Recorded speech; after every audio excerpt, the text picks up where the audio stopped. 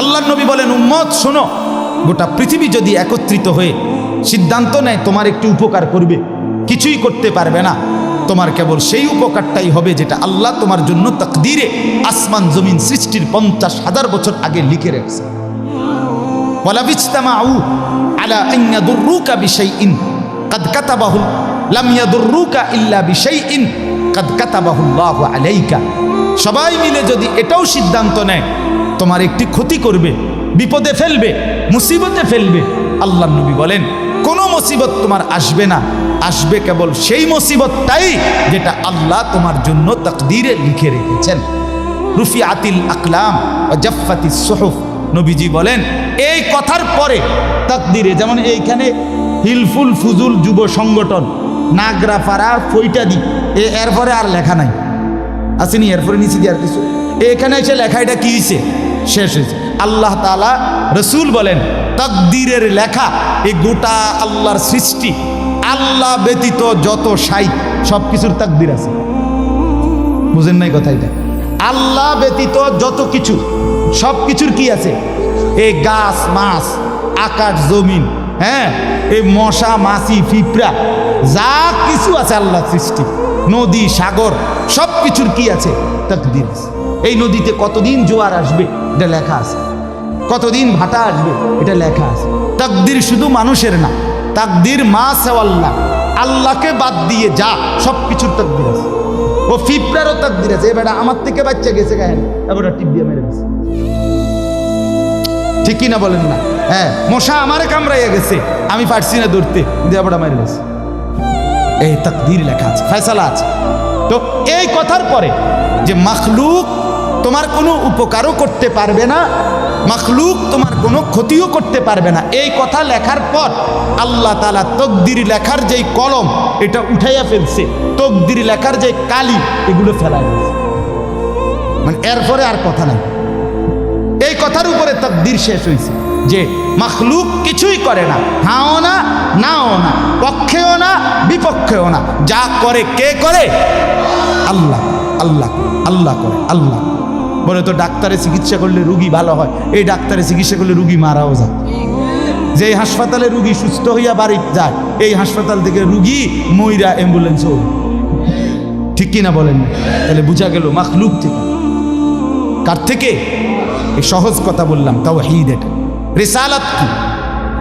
রিসালাত হলো মুহাম্মাদুর রাসূলুল্লাহ সাল্লাল্লাহু আলাইহি ওয়াসাল্লাম। তার মানে মাথার চুল থেকে পায়ের নখ, জিন্দিগির পুরাটা, এই দেহের সব কিছু, এবং আমার জীবনের একেবারে ঘর থেকে দেশ জাতি রাজনীতি, ঘর পরিবার সমাজ, আচার আচরণ, বাজার ব্যবসা, লেনদেন, হাসি কান্না, আয় উপার্জন, সামাজিকতা, অনুষ্ঠানাদি, পাড়াপড়শি, সমাজের আমার জিন্দিগির, আমি এক মানুষ জীবনে যা করব, ঘরে কিংবা বাইরে, হাটে কিংবা মাঠে, বাজারে কিংবা ব্যবসায়, আয়ে কিংবা লেনদেনে, দেশে কিংবা রাজনীতিতে, সব কিছু একজন রসুল মুহাম্মদ সাল্লাল্লাহু আলাইহি সাল্লাম উনার দিক নির্দেশনায়, উনার সুন্নাতে, উনার তরিকার উপরে করা, এভাবে জীবনটাকে গঠন করা, এটার নাম রিসালাত।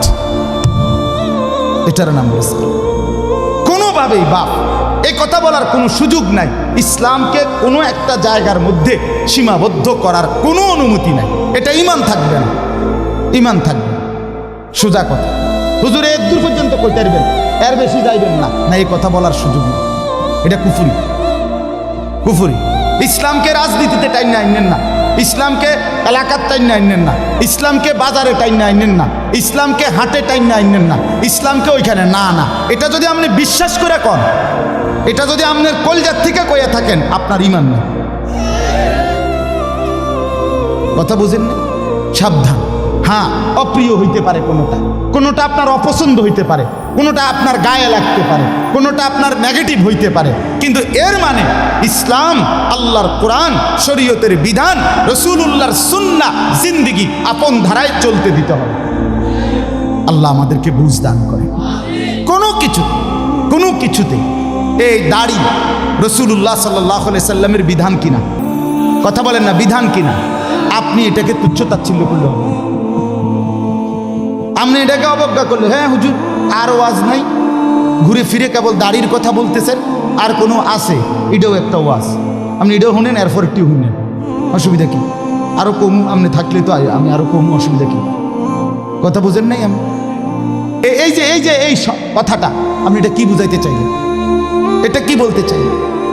আমি একবার একজনকে বলছিলাম যে আমি এই বলতে পারবো না, ওই বলতে পারবো না, একটা কাগজ লিখে দিছে উনি, এডি কওয়া যাইত না। তাই আমি মাশাআল্লাহ যেডি কওয়া যাবে না, এরপরে নিচে লিখে দিছে কোরআন সুন্নাহর কথা বলবেন। তো আমি বললাম এগুলো তো বাদ দিলাম, কোরআন সুন্নাহর কথাগুলো এডি বাদ দিয়া কি হইতে পারে? আঙ্কেল আপনি যদি স্যাম্পল হিসাবে আপনি কিন্তু 10টা মিনিট কইয়া দেন যে এগুলো হইল কোরআন হাদিসের কথা, এরপরে আমি ব্যাখ্যা করবো, আপনি কিন্তু শুধু মূল বক্তব্যটা শিরোনাম দিয়ে আপনি দূর কইয়া দেন যে এটা কি কইতাম, আপনি এগুলো কি আর আমরা জানি? তো আপনি না জানলে কাগজ লিখুন। এটা তো একটা স্ববিরোধী কথা হইল, স্ববিরোধী কথা না। আপনি জানেন না, এদিক দিয়েও আপনি এটা বোঝেন, আবার আপনি আইন কানুন দেখাইতে আছেন, তো এটা আপনি কি বুঝে আইন দিলেন? আল্লাহ আমাদেরকে বিবেক দান করেন। এটা ইনসাফ না, বরং জীবনের সব কিছু রাসূলুল্লাহ সাল্লাল্লাহু আলাইহি ওয়াসাল্লামের সুন্নাহর আলোকে, দিক নির্দেশনার আলোকে পালন করা, এটা ইনসাফ, এটাই দ্বীন, এটাই ইসলাম, এটাই শরীয়ত, এটাই নাজাত, এখানেই জান্নাত। আমার ঘাটতি আমাকে মেনে নিতে হবে, আমার কমতি আমাকে এটা মেনে নিতে হবে। মেনে নিতে হবে কি না বলেন? হ্যাঁ, স্বীকার করতে হবে এটা আমার কমতি, এটা আমার ঘাটতি। অবজ্ঞা করা যাবে না, তুচ্ছ তাচ্ছিল্য করা যাবে না, টিটকারি মস্কারি করা যাবে না। ইসলামের একটা ছোট্ট জিনিসকেও তিরস্কার করা, তুচ্ছ তাচ্ছিল্য করা, ইস্তেহজা করা, এটা কুফর। আপনি জিজ্ঞাসা এনে বলা আমায় কেন? এটা শরহে আকায়েদের মাসআলা, কুফরি। আপনি দাড়িকে, মেসওয়াককে, টুপিকে, পাঞ্জাব, যা কিছু ইসলামের নিদর্শন, তার একটি জিনিসকেও আপনি অবজ্ঞা করতে পারবেন। ইস্তেহজা আপনি পালন না করা, এটা হলো কবিরা গুনাহ, আর অবজ্ঞা করা কুফরি। একদিন মসজিদে মুয়াজ্জিন বেচারা পাগড়ি মাথা দিতেছে, ভদ্রলোক পয়সাওয়ালা মাতবরে এনে খাড়াইয়া এক পাশে প্রথম কাতারে, সে বলতেছে এই সমস্ত তেনাতুনা বান্ধনের টাইম এখন আসেনি।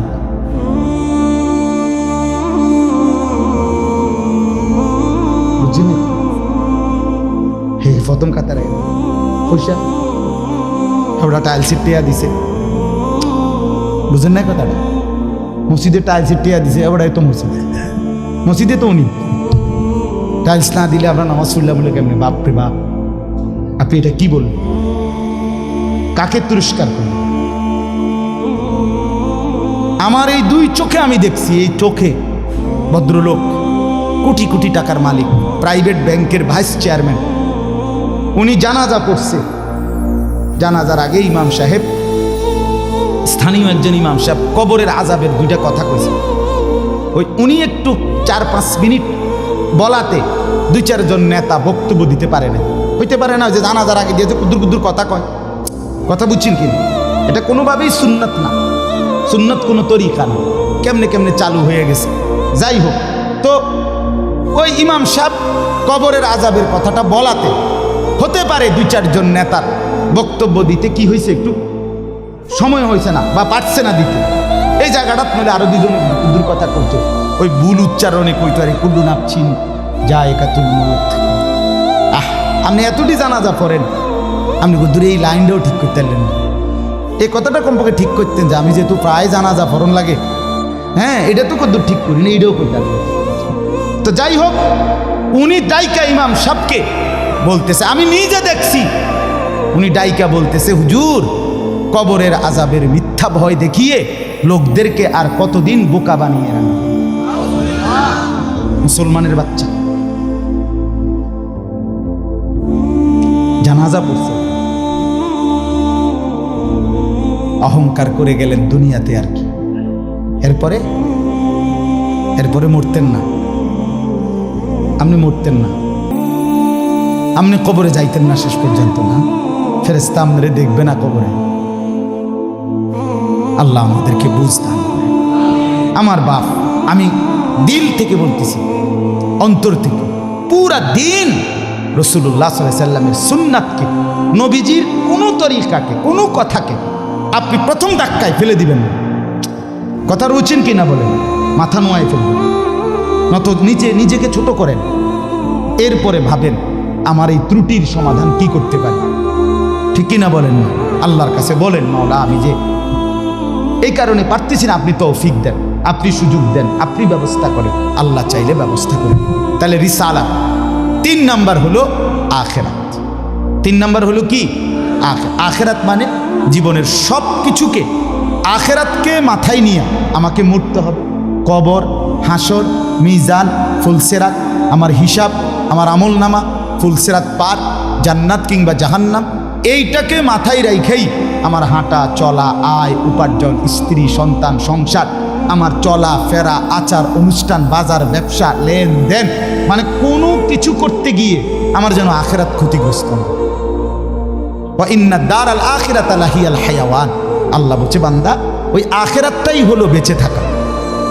দুনিয়া তামাশা, কোরআনের স্পষ্ট আয়াত, ওমা হাদিহিল হায়াতুদ দুনিয়া ইল্লা লাহবুন ওয়া লাইব। আল্লাহ বলছে বান্দা দুনিয়া আর কিছুই নয়, শুধুই তামাশা, শুধুই খেলাধুলা।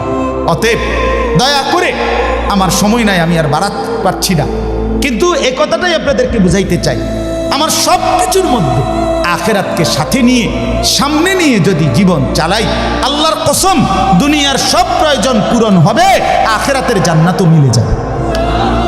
আপনি ঠকবেন না বাপ। ফজরের নামাজ পড়লে কেউ ঠকে না, 5 ওয়াক্ত নামাজ পড়লে কেউ ঠকে নাই দোস্ত। হারাম উপার্জন করে কেউ লাভবান হয় নাই। গুনাহ কাউরে তৃপ্তি দেয় না, গুনাহ কাউরে, কোনো সুদখোর তৃপ্তিতে নাই, কোনো ঘুষখোর তৃপ্তিতে নাই, কোনো কিস্তিওয়ালা তৃপ্তিতে নাই। 90,000 টাকা ইনকাম করে, 60,000 70,000 মাসে ন্যূনতম কামাই। আমি নিজে জিগাইছি, কাকু কিস্তি কয়টা? 60টা। কিস্তি চলে 60টা, মাসে ইনকাম 70,000। তাহলে 70,000 টাকা ইনকামের পরে যদি কিস্তি চলে 60টা, আমার মসজিদের ইমাম সাহেবের বেতন 10,000 8,000, এবার আর কিস্তি চলার কথা কয় না। কিন্তু ইমাম সাহেবের কোনো কিস্তি নাই। ঠিক কিনা বলেন না? ইমাম সাহেব কিস্তিও নেয় না, এশার নামাজের পরে ফজর পর্যন্ত চুরিও করে না, ডাকাতিও করে না। বেটা মালিকের ঘরে সেজদা করে, আল্লাহর ঘরের গোলামি করে, খোদার 30 দিন 10,000 টাকা দিয়ে বউ বাচ্চা নিয়ে ইজ্জতের সাথে হাসি মুখে, ধোয়া সাদা পরিষ্কার পায়জামা পাঞ্জাবি পরে আল্লাহর জিন্দিগি, আল্লাহর দুনিয়ায় জিন্দিগি কাটায় ফেলে। ওনার কিস্তি লাগে। আমার একবার একজনে কইছে, হুজুর রে আল্লাহ চালা, এরকম কইছি, আর একজন কইয়া উঠছে, আর আমি তো আমনেরে কি ইবলিসে চালাই, আমনেরে কি শয়তানে চালাইনি? কথা বলেন না কেন? তো যেই আল্লাহ হুজুর রে 80,000 টাকা দিয়ে চালাইতে, আরে আমনেরে চালাইতে 80,000 লাগে, আমনের কিস্তি 4টা লাগে কেন? আমনে মূলত শয়তানের হাতে নিজেকে তুলে দিয়েছেন। আল্লাহর হাত থেকে ছুটাইয়া নিয়া কার হাতে দিছেন? ইবলিসের হাতে, ইবলিসের হাতে। আপনি সুখ পাইতেন না, মনে রাখেন। আমি লিখকে দিলাম, সিল মাইরে দেবো, আমার সিল আছে, সুন্দর সিল, ওই যে কম্পিউটার সিল যেমন থাক, আমার এডি সিল আছে। আপনি সুখ পাইতেন না, আপনি তৃপ্তি পাবেন না। গুনাহ তৃপ্তি দেয় না। এক সাগর, আটলান্টিক মহাসাগরের সব পানি যদি কোনো নেশাখোর, মদখোর, কোনো গাঞ্জাখোরকে দেওয়া হয়, সব পান করার পরেও তার তৃপ্তি হবে না। কিন্তু 1 গ্লাস পবিত্র পানি পান করে তৃপ্ত হয়ে যায় হালাল। সারা পৃথিবীর 100 কোটি নারী যদি আজকের অসভ্য উলঙ্গ ছবি দেখে, যেই যুবক এরে যদি 100 কোটি নারীও উলঙ্গ করে দেখায়, কসম আল্লাহর, এই জানোয়ারের তৃপ্তি হবে না। কিন্তু একজন পুরুষ 70 বছর 90 বছর একজন হালাল স্ত্রী দিয়া তার জিন্দিগি কাটায় ফেলে। হালাল তৃপ্তি দেয়, হারাম কি দেয় না? আল্লাহ আমাদেরকে বুঝ দান করেন। অতএব আখিরাতকে বাদ না দাও। যুবক বন্ধু তুমিও না, বুড়া বাপ আপনিও না, পর্দার আড়ালের মা বোন আপনারাও না। আল্লাহ আপনাদেরকে তৌফিক দেন, আল্লাহ আপনাদেরকে কবুল করেন। এই আয়াতগুলোতে আল্লাহ আখিরাতের কথা বলছেন। আমি শুধু এক টানে তর্জমা বলছি, লা উকসিমু বিয়াউমিল কিয়ামা। আল্লাহ বলেন আমি কসম করছি কিয়ামতের দিনের। ওয়ালা উকসিমু বিন-নাফসিল লাওয়ামা, সাথে সাথে আমি আল্লাহ কসম করছি ওই অন্তরের, যেই অন্তর মানুষকে গুনাহের কারণে তিরস্কার করে, নেক কাজে উৎসাহিত করে। সুবহানাল্লাহ। আয়াহসাবুল ইনসানু আল্লান নাজমা ইযামা, আল্লাহ বলে মানুষ তোমরা কি ভেবেছ, তোমরা কি এই মনে করো আমি আল্লাহ কবর থেকে ছড়িয়ে ছিটিয়ে যাওয়া হাড্ডি গোশত যেগুলো ছিন্ন ভিন্ন হয়ে নিঃশেষ হয়ে গেছে, আমি সেগুলোকে একত্রিত করতে পারবো না? সুবহান। আল্লাহ বলে বালা কাদিরিনা আলা আন নুসাব্বিয়া বানানা। এক মিনিট, এই যে ফিঙ্গার দেয় যে, বোঝেননি? ফিঙ্গার নেয় না, ফিঙ্গার এই এতটুকু জায়গার মধ্যে 800 কোটি মানুষ যদি ফিঙ্গার দেয়, এই জায়গা একরকম একই সাইজের এই বৃদ্ধাঙ্গুলির এটা, কিন্তু 800 কোটি ফিঙ্গার ভিন্ন ভিন্ন। আচ্ছা, এই এদুর জায়গার ভিতরে 800 কোটি ডিজাইন কেমনে করবে? বুঝেন না কথাটা? জায়গাতেই করবে। এটার ভিতরে আপনি কয়টা আঁক দিয়ে কয়টা আলগা আলগা করতে পারবেন? করেন না আপনার 30টা, নাহলে 300টা। 800 কোটি কেমনে করলো? ফিঙ্গার এটা এখানে আমাকে হাজি মহিলা হারায় গেছে, বেডি রোমের থেকে চলে গেছে মক্কা শরীফ, কিচ্ছু নিছে না, কারণ কোনো কাগজ বেডি লাগে না, পাই না হারায় গেছে। রাত্র 11টা বাজে মহিলারে মোয়াল্লেমে গিয়া ঠিকই সৌদি আরব মোয়াল্লেম অফিস থেকে নিয়ে আসছে। কেমনে আনলো? ও ফিঙ্গার দিছে আর বেডির পুরা ঠিকানা বাইরেছে। বুঝেন না? ওই এয়ারপোর্টে না কি নিছে? ফিঙ্গার নিছে। তাইলে আল্লাহ বলেন বান্দা আমি আল্লাহ শুধু হাড্ডি গুড্ডি ফেরত দেব না, ফিঙ্গারও ফেরত দেব। বালা কাদিরিনা আলা আন নুসাব্বিয়া বানানা। এই বানানা অর্থ আঙ্গুলের অগ্রভাগ।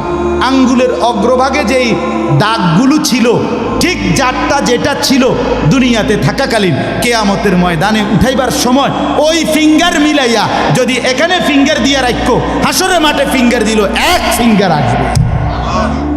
বালা কাদিরিনা আলা আন নুসাব্বিয়া বানানা, এমন চিন্তা আল্লাহ। বাল ইউরিদুল ইনসানু লিয়াফজুরা আমামা, আল্লাহ বলে অথচ মানুষ সে বর্তমানকে তো অস্বীকার করে করে আর সামনের ভবিষ্যৎ নিয়েও আমি আল্লাহর সাথে তর্ক করে। কি করে? ইয়াসআলু আইয়ানা ইয়াউমুল কিয়ামা। অহংকার আর নাফরমানি করতে করতে হুজুরদেরকে, আলেমদেরকে, দিনদারদেরকে ব্যঙ্গ করে জিজ্ঞেস করে কি কোন দিন হইব কিয়ামত? কয় না দি কোন দিন হইব? ফাইদা বারিকাল বাসার, আল্লাহ বলে হবে বান্দা সেদিন কিয়ামত হবে যেদিন ইসরাফিল ফু দিবে, সেদিন সমস্ত চোখ ধাঁধা লেগে যাবে। আহা কি হল, আহা কি হল। ওয়া খাসাফাল কামার, সব চাঁদটা আলোহীন হয়ে যাবে। ওয়া জুমিআ আশ-শামসু ওয়াল কামার, সূর্য চন্দ্র এক হয়ে নিষ্প্রভ আলোহীন হয়ে যাবে, সব এলোমেলো হয়ে যাবে। আরে ওই যে একদিন শনিবার যে সকালবেলা ভূমিকম্প হয়েছিল কয়দিন আগে, মনে আসেনি আপনাকে? 9:30টার দিকে আমি চাঁদপুর ছিলাম মাহফিলের কারণে।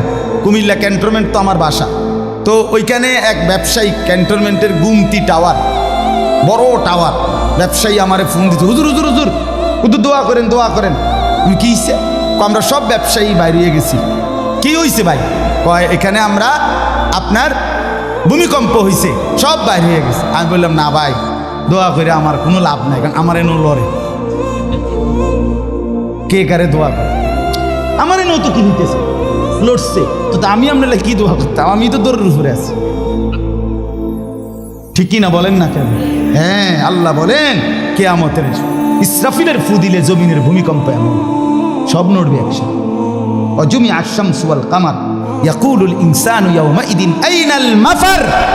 কোটি কোটি মানুষ তখন পাগলের মতো দৌড়তে দৌড়তে বলবে আইনাল মাফার, পালাবো কোথায় ভাই, দাঁড়াবো কোথায়, দাঁড়াবো কোথায়? ওই বেটাও বলবে সব নড়ে, ইনিও বলবে সব নড়ে, যেদিকে দৌড়াই সব নড়ে নড়ে নড়ে, সব নড়ে ভূমিকম্পে, কিয়ামতের ভূমিকম্প। আল্লাহ বলেন কাল্লা লা ওয়াজার, না বান্দা জমিনে আজ আর কোথাও আশ্রয় নাই, আজ আর ঠাই নাই। ইলা রব্বিকা ইয়াউমা ইদিনিল মুস্তাকার, আজ শুধুই তোমার রব আল্লাহর কাছে আসছে। কার কাছে? ইউনাব্বাউল ইনসানু ইয়াউমাইদিন বিমা কদ্দামা ওয়া আখার। এবার আল্লাহ বলেন, আজ আমার কাছে ফিরিয়ে নিয়ে কিয়ামতের ময়দানে প্রত্যেককে জানানো হবে তুমি নিজের হায়াতে যা কিছু আমল করেছ আর তোমার পরে তোমার নামে যা কিছু আমল চলেছে সব কিছু তোমাকে জানানো হবে। তুমি করেছো এই, তোমার নামে চালু ছিল এই, আমি করেছি নামাজ এত ওয়াক্ত, আমি মসজিদে দিয়েছিলাম তো সেই মসজিদে নামাজ হয়েছে এত ওয়াক্ত। আল্লাহ বলেন তোমার নিজের নামাজ এটার নেকিও তোমার, ওই মসজিদে যে সহযোগিতা দিয়েছিলে সেই নামাজগুলোর সওয়াবও তোমার নামে দেওয়া হবে। এবার সুবহানাল্লাহ কইছেন না? নাউজুবিল্লাহ লেখা রেডি হবে। তুমি যে দেখছো টেলিভিশন এগুলার গুনাও লেখা হবে। তোমার যে বউ বাচ্চার জন্য রঙিনটা রাইখা আইছো টেলিভিশন, তারা পরবর্তী এই টেলিভিশন যেই 20 বছর দেখছে এইটার সমস্ত গুনাও তোমার নামে লেখা হবে। সমান সমান হয়েছি নি? সুবহানাল্লাহ নাউজুবিল্লাহ। এবার আমরা বুঝতে পারি বালিল ইনসানু আলা নাফসিহি বাসীরা। আল্লাহ বলে শুধু জানাবো না, বরং প্রত্যেকটা মানুষ নিজের আমলনামা নিজের চোখেই দেখবে। ওয়ালাউ আলকা মাআযীরা, যদিও সে নিজের আমলনামা দেখে নানা উজর আপত্তি ছলছাতুরি করতে চেষ্টা করবে। আল্লাহ এদিনই না, ঠিক আছে এইভাবে বুঝি ফেলছি। আরে কি তো শুক্রবারটাও তো পাইতেছি না, শুক্রবার ওদের নাই। ফেরেশতা বলবো দোস্ত শুক্রবারে আইছিলা ঠিক, অজু হয়েছে না দেখে লিখছি না। শুক্রবারে আইছিলা ঠিক, কিন্তু ওই যে খুতবার সময় জিমাইছ, তোমার তো হোক বা নাই, তুমি খারাই গেছো, ইয়ে হয়েছে না বাদ সদর বদরেরই। হ্যাঁ, আল্লাহ বলেন বান্দা ওজোর পেশ করবে, কিন্তু আমি তার কোনো ওজোর শুনবো না। আল্লাহ আমাদের প্রত্যেককে আখিরাতের জন্য প্রস্তুতি নেওয়ার তৌফিক দান করেন। আমরা বাঁচবার উপায় নাই, আমরা আড়াল করবার উপায় নাই, লুকাইবার কোনো সুযোগ নাই। আছে কি কোনো সুযোগ? অতএব দোস্ত আমার, লা ইলাহা ইল্লাল্লাহকে মেনে নেন, মুহাম্মাদুর রাসূলুল্লাহকে জীবনে পুরা জিন্দেগি রাসূলের সুন্নাতকে গ্রহণ করেন, আখিরাতের জন্য প্রস্তুতি নেন। আল্লাহ তৌফিক দেন, আল্লাহ কবুল করেন। যুবক ভাই 5 ওয়াক্ত নামাজ পড়ো, ফজরের নামাজ কষ্ট করে হলো পড়ো। মোবাইলের উলঙ্গ ছবি, নাচ গান, নর্তকী দেখা ছেড়ে দাও দোস্ত আমার। বাপ চাচারা বিড়ি সিগারেট খাওয়া বন্ধ করে দেন, চায়ের দোকানের আড্ডা বন্ধ করে দেন। হায়াতের শেষ টাইমটা আল্লাহর তাসবিহ, কোরআনুল কারীমের তেলাওয়াত আর তাহাজ্জুদ নামাজ পড়ে জিন্দেগিটা কাটান। পর্দার আড়ালের মা বোন নিজের ইজ্জত, নিজের পর্দা, নিজের সতীত্ব, নিজের সম্ভ্রমের কদর করেন। বোন আমার, মা আমার, বিবি আমার, বোন আমার, আল্লাহর দোহাই বলি, যে নারীর পর্দা নাই, যে নারীর ইজ্জত নাই, যে নারীর সম্ভ্রম নাই, তার কিচ্ছু নাই, কিচ্ছু নাই, কিচ্ছু নাই। এটা প্লাস্টিক, এটা শোপিস, এটা উপঢৌকন, এটা উপভোগের একটা বস্তু যেটাকে দর্শক শুধু দেখে আর মজা নেয়। আল্লাহ আমাদের মা বোনদেরকে ইজ্জতের কদর বুঝবার তৌফিক দান করেন। আজকের যুবকদের এই মাহফিল আল্লাহ কবুল করেন, আমিন। সুবহানাল্লাহি ওয়া বিহামদিহি, সুবহানাল্লাহ।